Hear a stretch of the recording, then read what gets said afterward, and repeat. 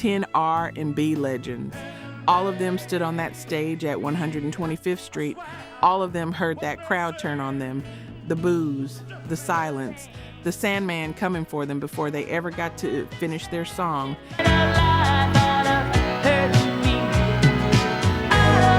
And every single one of them went on to become exactly who they were supposed to be.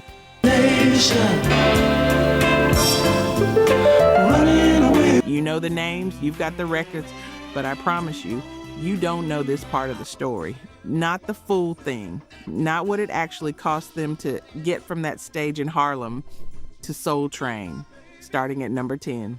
Number 10, the OJs.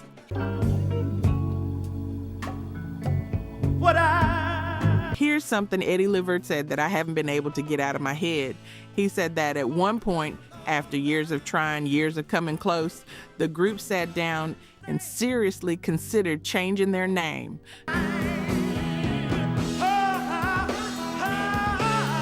Not to something cool, not to something that would look good on a marquee. They almost called themselves the Almost. Because he said, we almost made it so many times.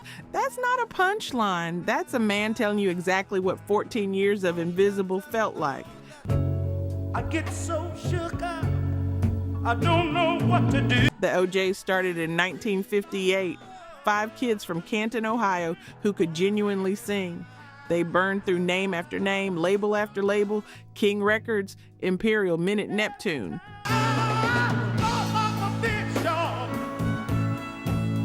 Dozens of singles. Not one cracked the U.S. Top 40. Not one.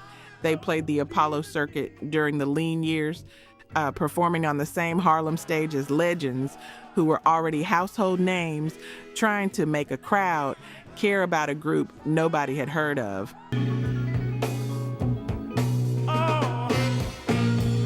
By 1971, 2 members had already walked away. Their label had folded. The group was down to 3, Eddie Levert, Walter Williams, William Powell, and they were having real conversations about whether this was over, whether it had always been over.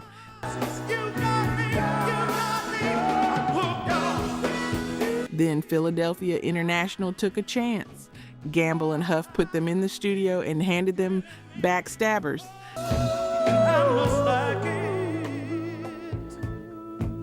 And 14 years of Almost became a million-selling record overnight. Love Train followed it straight to number 1 on the Billboard Hot 100.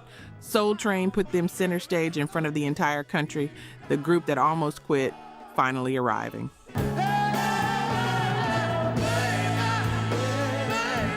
Rock and Roll Hall of Fame, 2005. The Apollo crowd is tough, but there's a version of hard that's quieter than booing, and it might be worse.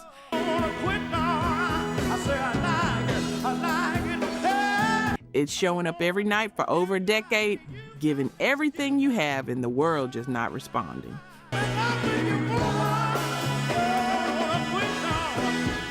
The OJs lived in that silence longer than most artists could survive, and they kept showing up anyway.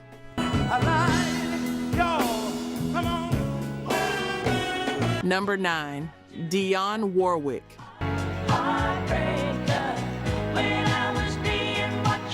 Long before Dionne Warwick was Walk On By, long before Burt Bacharach, long before she was a household name in 30 countries, she was a teenager from East Orange, New Jersey, who stood in line outside a theater in Harlem and waited for her turn on Amateur Night.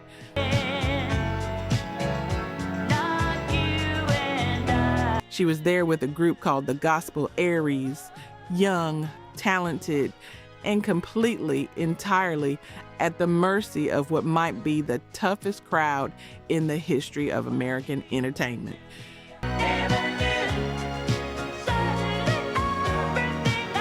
You probably know the Apollo's reputation. The crowd would decide your fate. If they liked you, they cheered. If they didn't, the Sandman came and you were off that stage before you could finish your second verse. And it wasn't quiet about it. It wasn't polite. The Apollo crowd told you where you stood.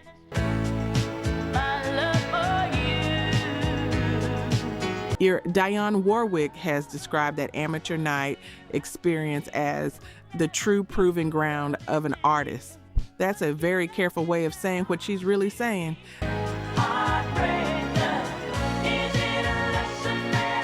The Apollo didn't exist to make you feel good about yourself. It existed to show you, and everyone watching, exactly who you were.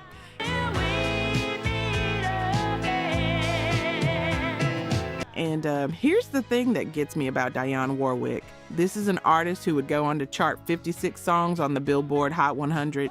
56.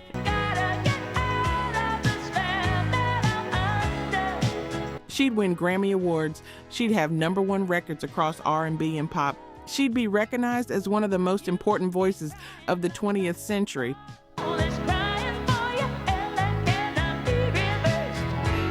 But before any of that could happen, she had to survive Harlem. And she did. Not easily, not without scars. But she made it through, and she carried every lesson that crowd gave her all the way to the biggest stages in the world.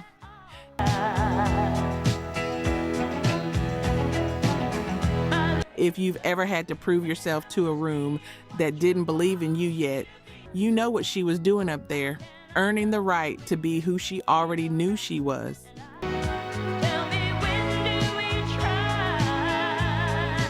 Dionne Warwick became a Soul Train legend. She performed on that show with the same poise, the same presence, the same voice. The voice that survived the proving ground.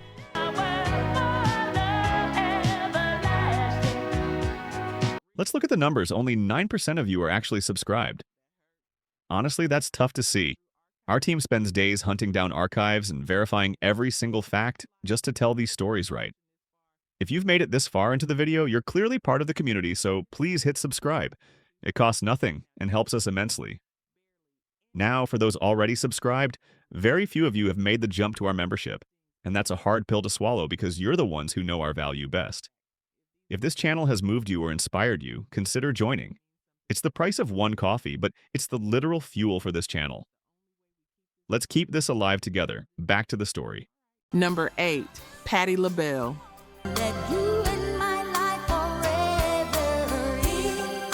Patti LaBelle has said it in interviews more than once. The Apollo was the most terrifying stage she ever stood on.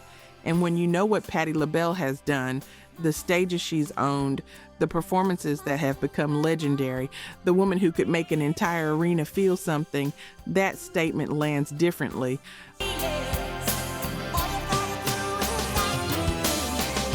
But before any of that, there were the Bluebells, 4 young women from Philadelphia trying to make it in an industry that wasn't exactly waiting for them.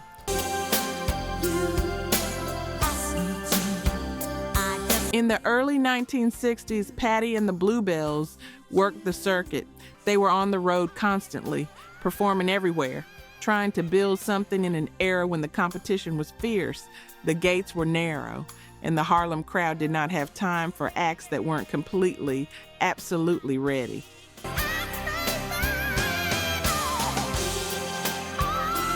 And here's where the story hurts a little. Because ready and talented are not the same thing. You could be enormously gifted, and the Apollo crowd could still send you home. That crowd didn't grade on potential. It graded on what was happening right now, in that moment, in those 3 minutes on that stage.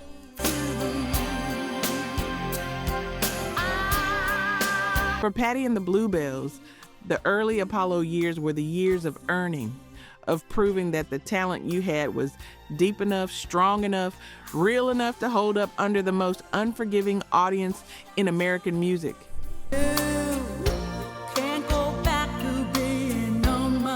And that process changed her. That specific kind of pressure, the pressure of performing for a crowd that could either lift you or obliterate you, forged something in Patti LaBelle that no amount of rehearsal in a comfortable room could have given her.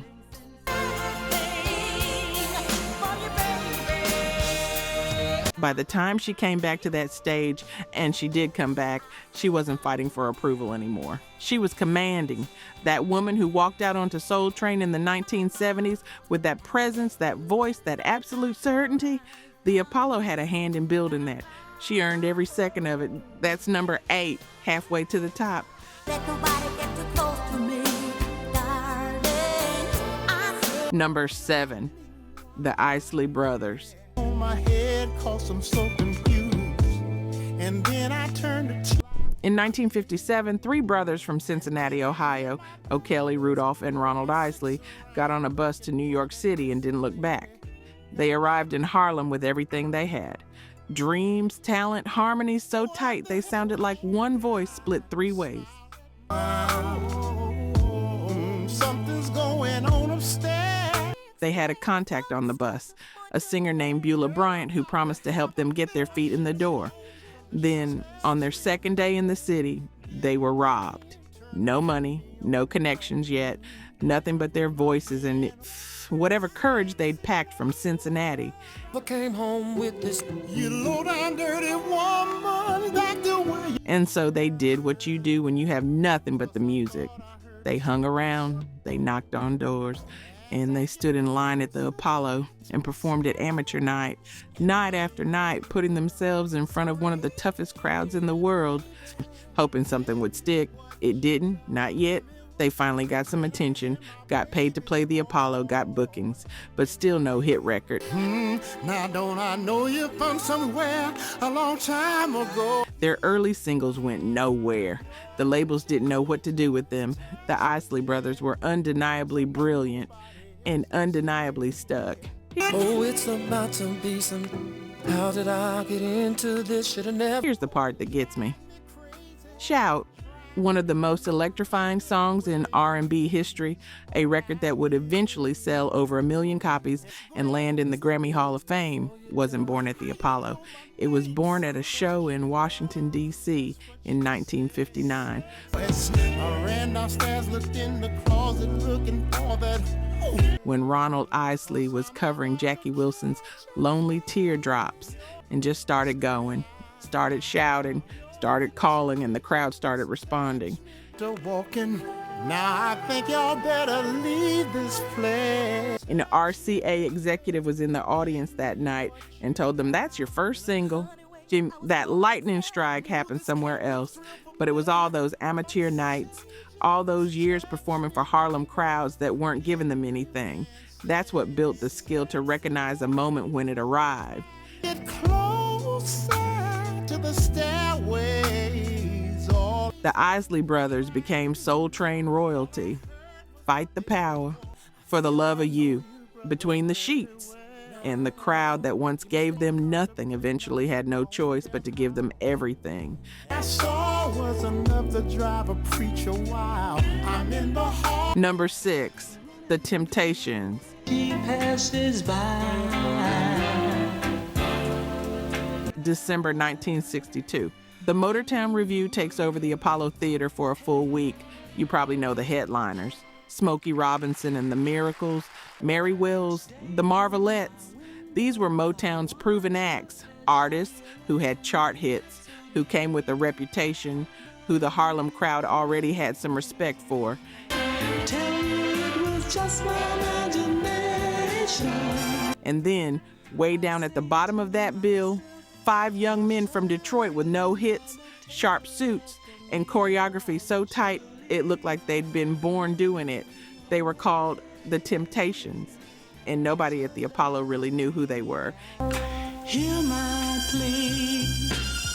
Don't ever let. Here's what the Apollo crowd in 1962 had zero patience for, acts that weren't carrying something real. These were Harlem crowds in the soul era. They'd been shaped by James Brown, by Otis Redding, by the gut punch rawness of artists who bled on that stage. With me. It was just my. Motown's polished sound on the choreography, the suits, the pop production, that wasn't what this crowd lived for. Not yet. So the Temptations walked out on that stage and had to convince a room full of people who were mostly still applauding for whoever just came before them. It's truly a dream come true. And here's the wild part. They still didn't have a hit. Not one. They'd been recording for Motown since 1961 and had released several singles that went nowhere. She doesn't even know. Their first real hit The Way You Do the Things You Do didn't come until 1964. My Girl, the song that changed everything, that was 1965. Which means in December 1962, they were standing in front of the Apollo crowd with nothing but talent and faith that it would eventually be enough.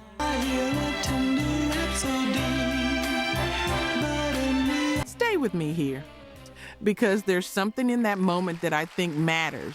These five men, David Ruffin, Eddie Kendricks, Otis Williams, Paul Williams, Melvin Franklin, were performing for an audience that couldn't see yet what they were going to become. It's truly a dream come true. The crown hadn't arrived, the hits hadn't come. They were just five guys asking a tough room to believe in something that hadn't happened yet. And you know what? They came back, and the crowd eventually caught up. The Temptations went on to become some of the most decorated, most loved, most Soul Train celebrated artists in R&B history. That's number 6.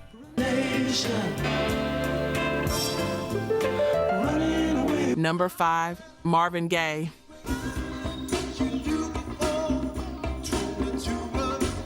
Here's something Marvin Gaye carried his whole career that most people don't know. He was terrified of the stage, not nervous, not butterflies, terrified.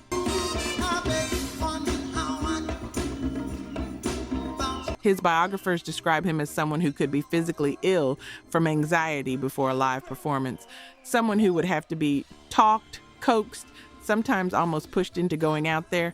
For an artist with his voice and this voice that sounds like it was made to be heard by every human being simultaneously.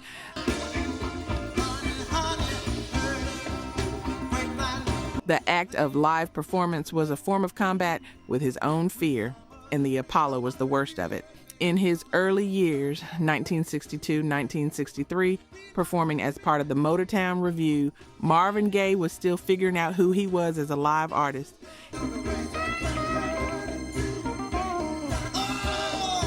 He'd signed with Motown as a jazz and pop singer. Berry Gordy kept pushing him toward R&B. And every time he walked out onto a stage, every time the crowd's attention settled on him, there was a war happening inside him between what he wanted to be and what the room demanded.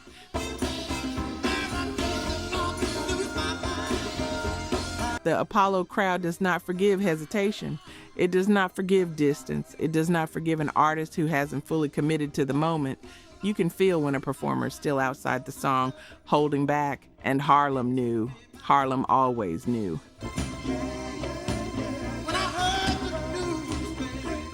Marvin Gaye's early Apollo performances were the cost of his genius find its shape.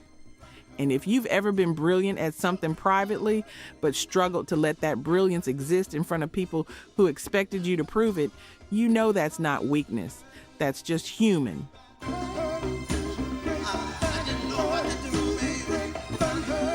But what happened when he finally gave himself fully to the music, when he stopped fighting it and just became it, is one of the most extraordinary transformations in R&B history.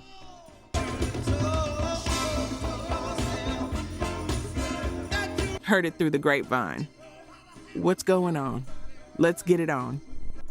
Albums that rewrote the rules, a voice that became the standard. By the time he walked onto the Soul Train stage, the fear was still there. He just stopped letting it win.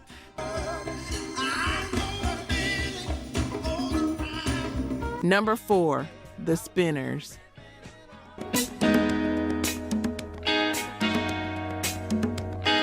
This one requires a little setup. Stay with me. The Spinners are one of the greatest vocal groups in the history of R&B. You know the songs, I'll Be Around. Could It Be I'm Falling in Love? The Rubber Band Man. Songs that have been on at cookouts and slow jam radio and Soul Train lineups for decades. The kind of harmonies that make you stop what you're doing and just listen.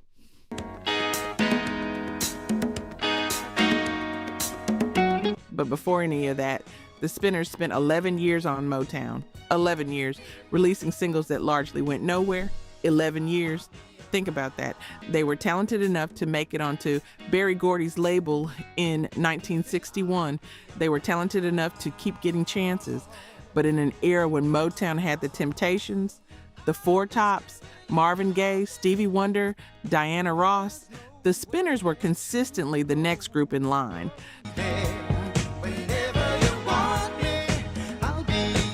I'm the ones who hadn't broken through yet. Their one significant Motown hit, It's a Shame, in 1970, felt like the breakthrough that would finally change everything. It didn't. Motown let them go.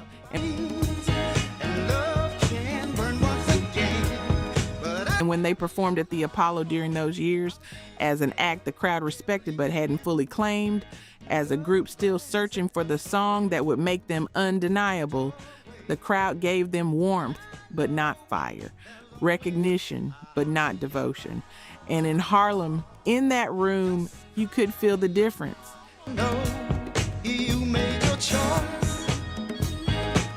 Then Tom Bell signed them to Atlantic Records, and everything changed. I'll Be Around went to #1 on the R&B chart in 1972. Could It Be I'm Falling in Love went top 5. The Rubber Band Man hit #1 R&B in 1976. They became fixtures on Soul Train. That tight choreography, those harmonies, see that joy.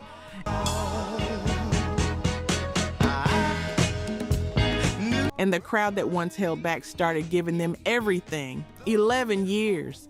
And they never stopped showing up. I'll be there whenever you need me. If you've ever built something slowly, patiently, faithfully, knowing it was right, not knowing when it would be recognized, this one's for you. That's #4. Just what to say. Now. #3, Lauryn Hill.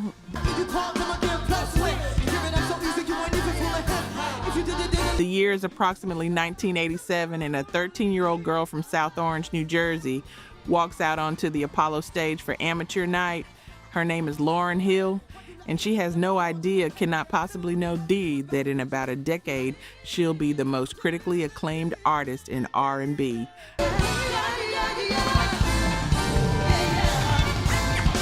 A Grammy-sweeping cultural force, the woman behind one of the greatest debut solo albums in music history.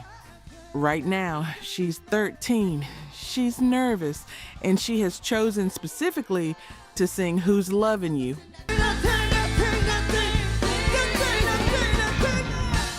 A Smokey Robinson song, a song that's been performed by everyone from Mary Wells to a 9-year-old Michael Jackson on that same Apollo stage. This is what I want you to understand about that choice. That's an enormous song, a devastating vocal performance song.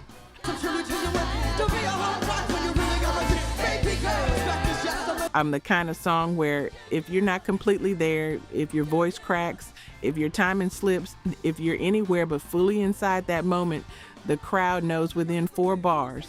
The boos started quickly. They were loud. They were real.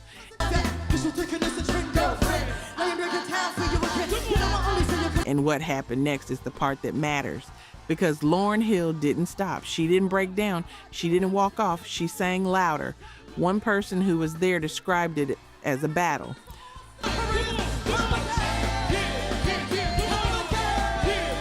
The louder they booed, the louder she sang. And that standoff, a 13-year-old against the most brutal musical audience in America, tells you everything you need to know about who she was and who she was going to become.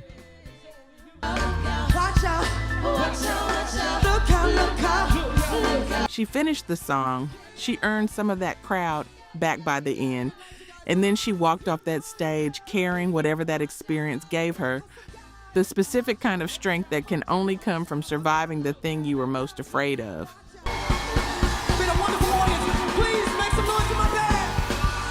And if you've ever been underestimated by a room that expected you to fold, you know what she took with her when she left.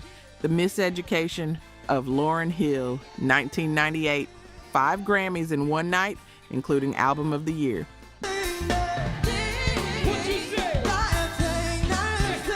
The Fugees all over Soul Train's 1990s heyday, and a 13-year-old girl who refused to stop singing 10 years earlier in Harlem.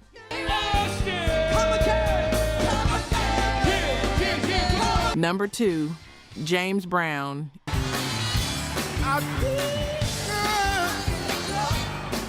In the year 1952, a young man from Augusta, Georgia, named James Brown walks onto the amateur night stage at the Apollo for the first time. He doesn't win. He doesn't just lose quietly. He fails.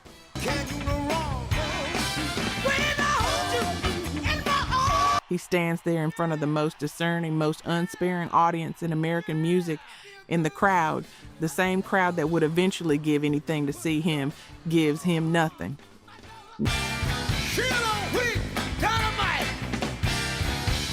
Now, hold that image, because what I need you to understand about this moment is the distance between 1952 and what happened exactly 10 years later.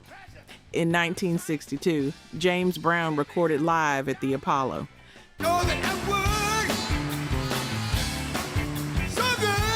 Not somewhere else, not a safer room, not a venue with a friendlier crowd.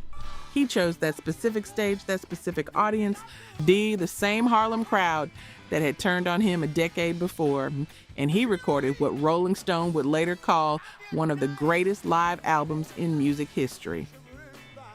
So good, so good, so good, so good, I got you. The Apollo crowd that had rejected him became the evidence of his greatness.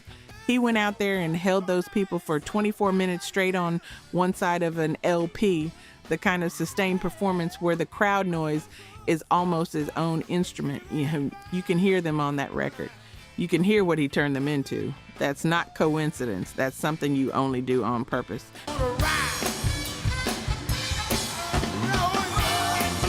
James Brown was not a man who forgot where he'd been.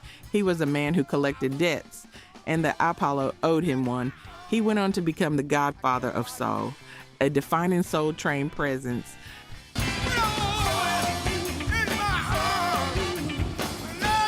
An artist whose influence stretches from funk to hip-hop to every artist who ever understood that live performance is a conversation, not a presentation.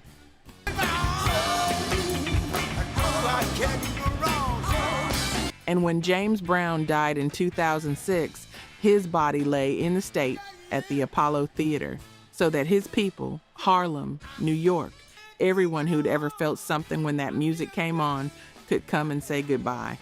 The building that once turned him away held him one last time.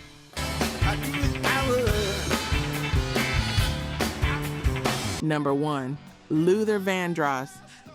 You are my shining star, my guiding light, my love fantasy. There is a man who was escorted off the Apollo stage 4 separate times, not once, 4 times.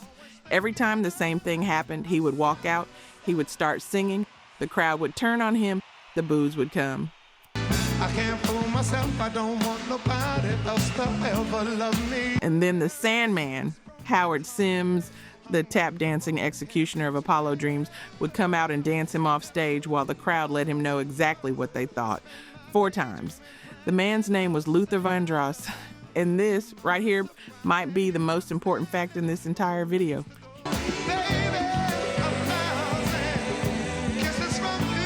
Here's what the Sandman himself said about one of those nights.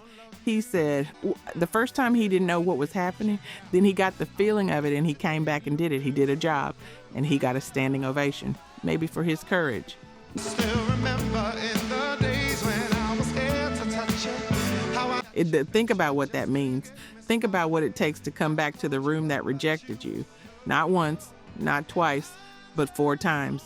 To stand in that line, to walk past the tree of hope, to rub that piece of wood and believe despite everything, that this time it would be different.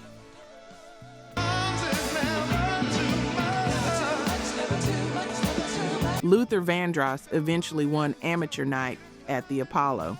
And when he did, the same crowd that had booed him 4 times gave him a standing ovation. The same people, the same stage, a completely different outcome. Not because the room changed, because he did.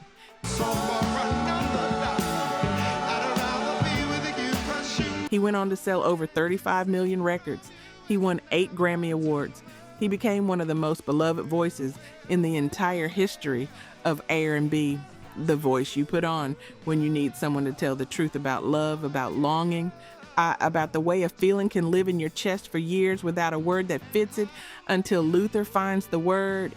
And every artist in that dressing room at the Apollo who was scared to go on, every kid trembling backstage would hear someone say, "If Luther Vandross came 4 times, I'll be back 5."